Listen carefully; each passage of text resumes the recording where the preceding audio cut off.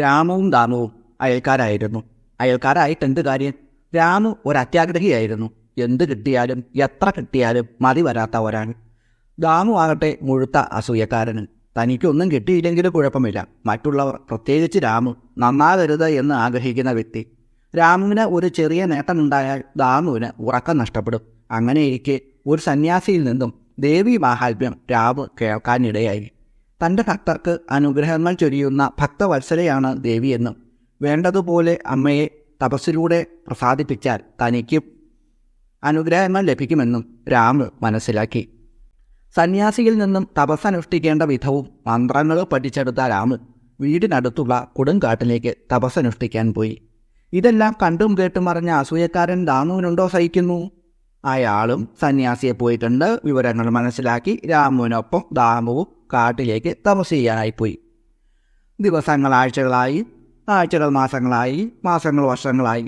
അത്യാഗ്രഹിയായ രാമു തപസ് തുടർന്നു. ദാമുവിനാണെങ്കിൽ രാമുവിൻ്റെ തപസ് മൂലം എന്തെങ്കിലും നേട്ടം കൈവന്നാലോ എന്ന ആശങ്ക കാരണം തപസ് നിർത്താൻ ധൈര്യവുമില്ലായിരുന്നു. അങ്ങനെ ഒരു ദിവസം അവരുടെ മുമ്പിൽ സംതൃപ്തയായ ദേവി പ്രത്യക്ഷയായി. രണ്ടാളും അത്ഭുതത്തോടുകൂടി, അതിലേറെ പ്രതീക്ഷയോടുകൂടി അമ്മയ്ക്ക് മുന്നിൽ കൈകൂപ്പി നിന്നു. അമ്മ പറഞ്ഞു, നിങ്ങളുടെ വളരെ കാലത്തെ തപസ്സിൽ ഞാൻ സംതൃപ്തയാണ്. അതുകൊണ്ട് നിങ്ങൾക്ക് രണ്ടുപേർക്കും ഞാൻ ഓരോ വരം നൽകുന്നു. ഇഷ്ടമുള്ളതെന്തും നിങ്ങൾക്ക് എന്നോട് ആവശ്യപ്പെടാം. കേട്ട പാതി കേൾക്കാത്ത പാതി രാമു ചാടിക്കയറി ദേവിയോട് ഇങ്ങനെ പറഞ്ഞു, അല്ലയോ അമ്മേ, അവിടുത്തെ അനുഗ്രഹം കൊണ്ട് എനിക്ക് ഒരേ ഒരു ആഗ്രഹമേ ഉള്ളൂ. എൻ്റെ അയൽക്കാരനായ ദാമു എന്താണോ ആഗ്രഹിക്കുന്നത് അതിൻ്റെ ഇരട്ടി എനിക്ക് തന്നാൽ മതി. അങ്ങനെ ആവട്ടെ, അമ്മ പറഞ്ഞു. രാമുവിൻ്റെ ആവശ്യം കേട്ട ദാമു ആകെ വിഷമത്തിലായി. തന്നേക്കാൾ കൂടുതൽ രാമുവിന് കിട്ടുന്ന കാര്യം ദാമുവിന് ആലോചിക്കാൻ പോലും പറ്റുന്നില്ലായിരുന്നു. രാമു ആകട്ടെ ദാമു തൻ്റെ ആഗ്രഹം ചോദിക്കാനായി കാത്തിരുന്നു. കുറേ നേരം ദാമു ഒന്നും ആവശ്യപ്പെടാതെ അങ്ങനെ ഇരുന്നു. രണ്ടുപേരുടെയും മനസ്സറിയാവുന്ന ദേവി ചിരിച്ചുകൊണ്ട് ദാമുവിൻ്റെ ആവശ്യം കേൾക്കാൻ ക്ഷമയോടുകൂടി കാത്തിരുന്നു. അസൂയാലുവായ ദാമുവിൻ്റെ ഒരേ ഒരു ചിന്ത തൻ്റെ അയൽക്കാരനായ രാമുവിനെ എങ്ങനെ തകർക്കാൻ പറ്റും എന്നത് മാത്രമായിരുന്നു. താൻ എന്താവശ്യപ്പെട്ടാലും അതിൻ്റെ ഇരട്ടി കിട്ടാൻ വേണ്ടിയുള്ള രാമുവിൻ്റെ തന്ത്രം ദാമുവിനെ കുരുക്കിലാക്കി.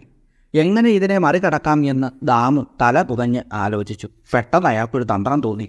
അത്യാഗ്രഹിയായ രാമു ഈ സമയം ദാമു ആവശ്യപ്പെടുന്നതിൻ്റെ ഇരട്ടി തനിക്ക് സ്വന്തമാക്കാം എന്ന പ്രതീക്ഷയിൽ മിണ്ടാതെ ഇരിക്കുകയായിരുന്നു.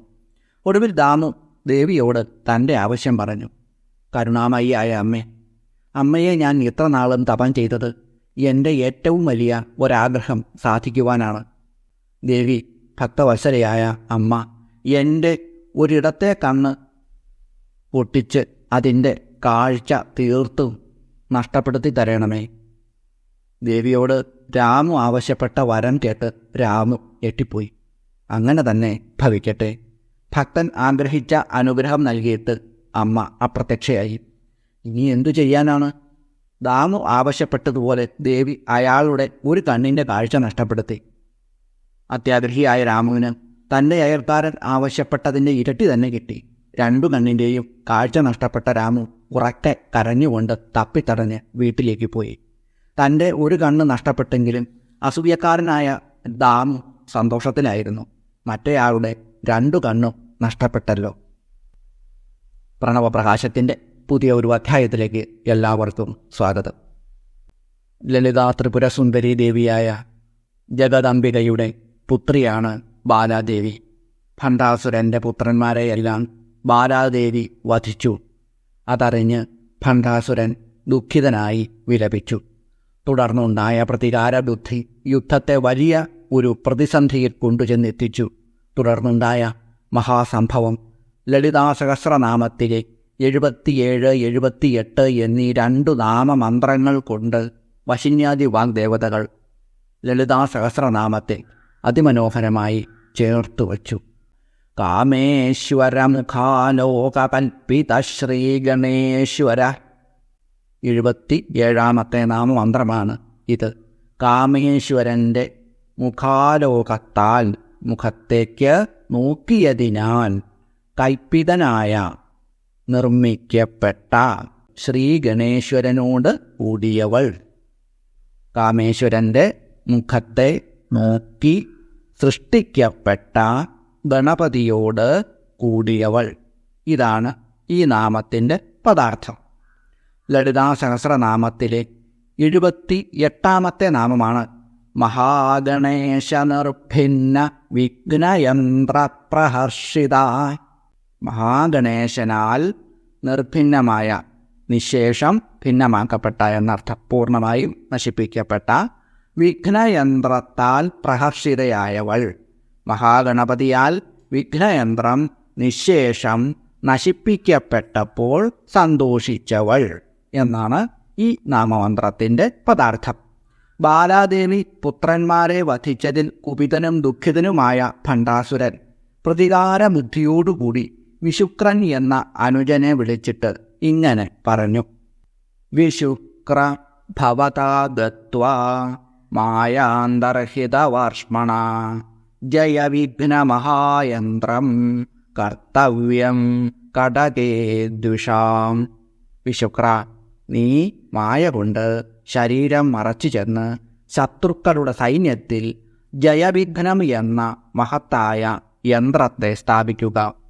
ഭണ്ഡാസുരൻ്റെ നിർദ്ദേശാനുസാരം വിശുക്രൻ മായ കൊണ്ട് മറഞ്ഞു മഹാമായാദേവിയുടെ ശക്തി സൈന്യത്തിൽ കടക്കുവാനും ശ്രമിച്ചു. എന്നാൽ ജ്വാലാമാലിനിയുടെ അഗ്നി കൊണ്ടുള്ള കോട്ടയാൽ സുരക്ഷിതമായിട്ടുള്ള ആ സൈന്യ ശിബിരത്തിൽ വിശുക്രന് കടന്നു ചെല്ലാൻ പറ്റിയില്ല. കോട്ടയ്ക്കകത്ത് കടക്കാതെ തന്നെ യന്ത്രം സ്ഥാപിക്കാൻ അവൻ തീർച്ചപ്പെടുത്തി. അരക്കാതം നീളവും അത്ര തന്നെ വീതിയുമുള്ള ഒരു ശിലാഫലകം.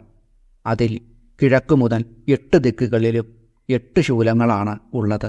ഓരോ ശൂലത്തിൻ്റെയും തലഭാഗത്ത് സംഹാരത്തിൻ്റെ ബീജാക്ഷരങ്ങളുമുണ്ട്. അതുമാത്രമല്ല, അലസ, കൃപണ, ദീന, നിദ്ര, തരു, പ്രമീള, ക്ലീബ, നിരഹങ്കാരം എന്നീ 8 ദേവതകളോടും കൂടിയ ആ മഹാവിഘ്നയന്ത്രം മന്ത്രപൂർവമായി വിശുക്രൻ നിർമ്മിച്ച് വിധിപ്രകാരം ആട് തുടങ്ങിയവയെ ബലി കൊടുത്ത് പൂജിച്ച് കോട്ടയുടെ പുറത്തു നിന്നുകൊണ്ട് ശക്തി സൈന്യത്തിലേക്ക് വലിച്ചെറിഞ്ഞു. ആ യന്ത്രത്തിൻ്റെ ശക്തി കൊണ്ട് ലളിതാദേവിയുടെ സൈന്യം ആയുധങ്ങൾ ഉപേക്ഷിച്ച് ഒന്നിലും തന്നെ ആഗ്രഹം ഇല്ലാത്തവരും അലസരുമായി തീർന്നു. ഉറക്കം കൊണ്ട് തളർന്നവരുമായി. ഈ യന്ത്രത്തിൻ്റെ ശക്തി ബാധിക്കാത്തവരായി 2 പേർ മാത്രമേ ഉണ്ടായിരുന്നുള്ളൂ: മന്ത്രിണീ ദേവിയും ദണ്ഡിനീ ദേവിയും. അവരാകട്ടെ എന്തു ചെയ്യണമെന്നറിയാത്തവരായി ലളിതാ പരമേശ്വരീ ദേവിയെ ചക്രരാജരഥത്തിൽ ചെന്ന് കണ്ട് സൈന്യത്തിന് വന്നു ചേർന്ന ആലസ്യത്തെക്കുറിച്ച് പറഞ്ഞു.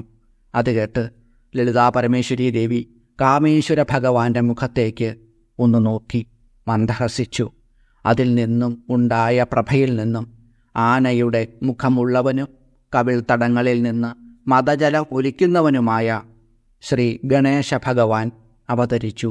ലളിതോപാഖ്യാനത്തിലെ മഹത്തായ ആ അവതാരത്തിൻ്റെ വർണ്ണന ഇപ്രകാരമാണ്: തത സാ ലളിതാദേവി കാമേശ്വരമുഖം പ്രതി ദത്തദൃഷ്ടി സമഹസന്നാദിവ്യക്തരദാവലി തസ്യാ സ്മിതപ്രഭാപുഞ്ചാത് കുഞ്ചരാകൃതിമാൻമുഖേ കടക്രോഡഗളദ്ദാന കശ്ചിദ്ദേവോ വ്യജൃംഭത. ലളിതാ പരമേശ്വരീ ദേവിയുടെ മന്ദസ്മിതമാകുന്ന പ്രഭാപുഞ്ചത്തിൽ നിന്നും ആനയുടെ ആകൃതിയിലുള്ള മുഖത്തോടുകൂടി മദജലം ഒലിക്കുന്നവനായി ഒരു ദേവൻ ഉണ്ടായി.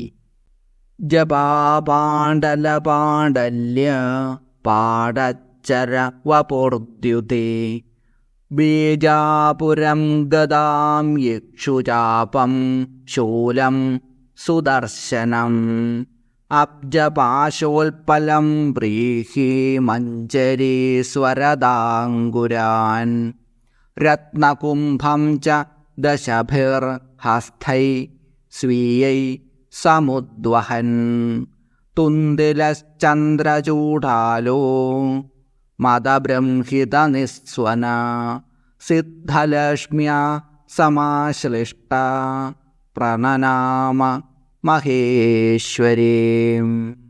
ചെമ്പരത്തിപ്പൂവിൻ്റെ കൂട്ടം പോലെ ചുവന്ന പ്രഭയുള്ള ശരീരകാന്തിയുള്ളവനും 10 കൈകളിലും തുമ്പിക്കൈയിലുമായി നാരങ്ങ, ഗദ, കരിമ്പുവില്ല്, ശൂലം, ചക്രം, താമര, പാശം, നീലോത്പലം, നെൽക്കതിര്, സ്വന്തം കൊമ്പ്, രത്നകുംഭം എന്നിവ ധരിച്ചിട്ടുള്ളവനും കുടവയറോടുകൂടിയവനും ചന്ദ്രക്കല കൊണ്ട് അലങ്കരിക്കപ്പെട്ടിട്ടുള്ളവനും മദം കൊണ്ട് വളരെ വലിയ ശബ്ദം പുറപ്പെടുവിക്കുന്നവനും സിദ്ധലക്ഷ്മിയാൽ ആശ്ലേഷിക്കുന്നവനുമായ ആ ദേവൻ ലളിതാ പരമേശ്വരി ദേവിയുടെ മുന്നിൽ നമസ്കരിച്ചു.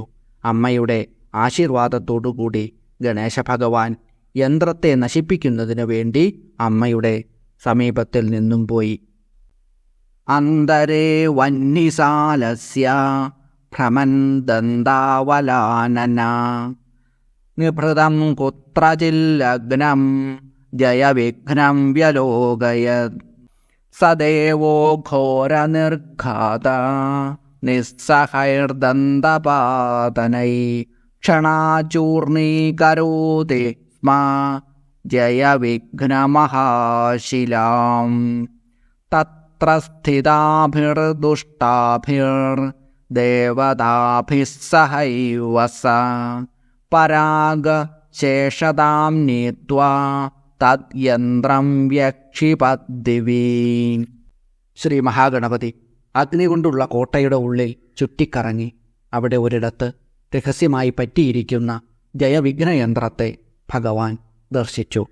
ആ ഗജമുഖദേവൻ ഇടിവെട്ടുപോലെ ദുസ്സഹമായിട്ടുള്ള കൊമ്പുകൊണ്ട് ജയവിഘ്നയന്ത്രം എഴുതിയ ശിലയെ അതിലുണ്ടായിരുന്ന ദുഷ്ടദേവതകൾക്കൊപ്പം പൊടിയാക്കി മാറ്റി ആകാശത്തിൽ പറത്തിക്കളഞ്ഞു. മഹാഗണേശ നിർഭിന്ന വിഘ്നയന്ത്രപ്രഹർഷിത. ആ യന്ത്രം നശിച്ചതോടുകൂടി ശക്തിദേവിമാർ ആലസ്യമെല്ലാം ഉപേക്ഷിച്ച് ആയുധപാണികളായി യുദ്ധം ചെയ്യുന്നതിന് ഒരുമ്പിട്ടിറങ്ങി. ഗണപതി ഭഗവാൻ തൻ്റെ കണ്ഠത്തിൽ നിന്നും പുറപ്പെടുന്ന ഉച്ചത്തിലുള്ള ശബ്ദം കൊണ്ട് തൻ്റെ തന്നെ രൂപമുള്ള ഒരുപാട് ആനയുടെ മുഖമുള്ളവരെ സൃഷ്ടിച്ചെടുത്തു. ആമോദൻ, പ്രമോദൻ, സുമുഖൻ, ദുർമുഖൻ, വിഘ്നൻ, വിഘ്നകർത്താവ് എന്നിങ്ങനെ 6 വിഘ്നേശ്വരന്മാരുണ്ടായി.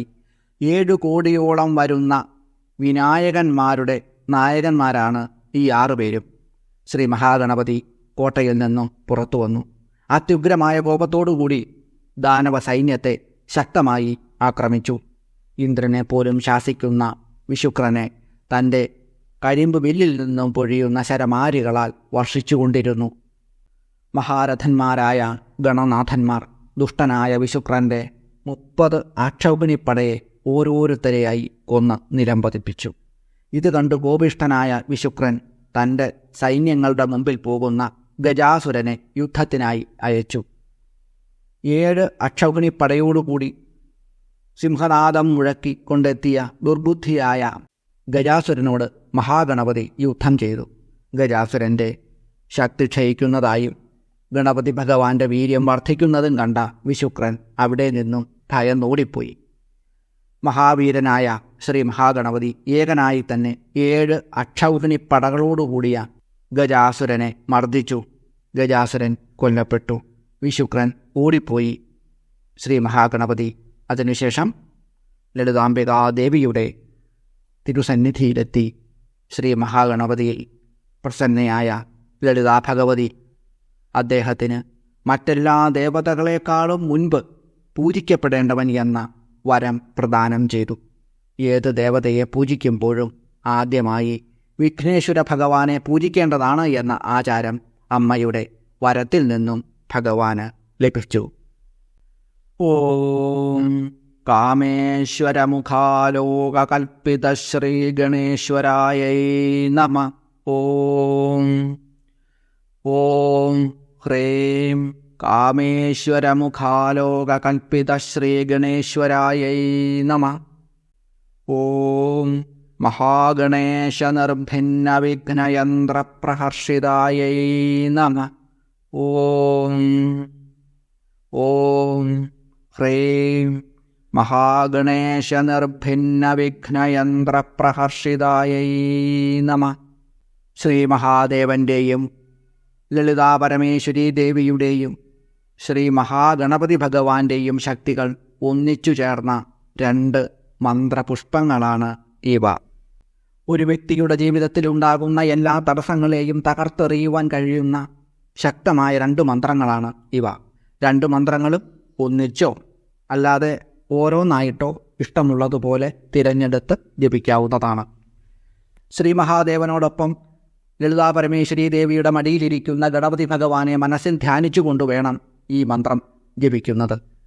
ചതുർത്ഥി ദിവസത്തിൽ രാവിലെ ഒരു നിലവിളക്ക് 5 തിരിയിട്ട് കത്തിച്ചു വയ്ക്കുക. അതിനു മുന്നിൽ അല്പം ശർക്കരയും തേങ്ങാപ്പൂളും ഭഗവാൻ സമർപ്പിച്ച് ഈ മന്ത്രം ജപിക്കുക. 5 തിരിയിട്ട നിലവിളക്കിലെ ദീപം ശ്രീ മഹാദേവനും മഹാദേവിയും മഹാദേവിയുടെ മടിയിലിരിക്കുന്ന ശ്രീ ഗണപതി ഭഗവാനുമാണെന്ന് സങ്കല്പിച്ചുകൊണ്ട് മന്ത്രം ജപിക്കുക. മാസത്തിൽ ഒരിക്കൽ ഇപ്രകാരം ചതുർത്ഥി ദിവസത്തിൽ ജപിക്കുന്നവർക്ക് ഒരു തടസ്സവും ജീവിതത്തിൽ ഉണ്ടാവില്ല. എല്ലാ തടസ്സങ്ങളും മാറിക്കിട്ടുക തന്നെ ചെയ്യും. ഇതുപോലെ 3 മൂർത്തികളുടെ ചൈതന്യം ഉൾക്കൊള്ളുന്ന അതിവിശിഷ്ടവും ലളിതവുമായ ഒരു മന്ത്രം വേറെയില്ല.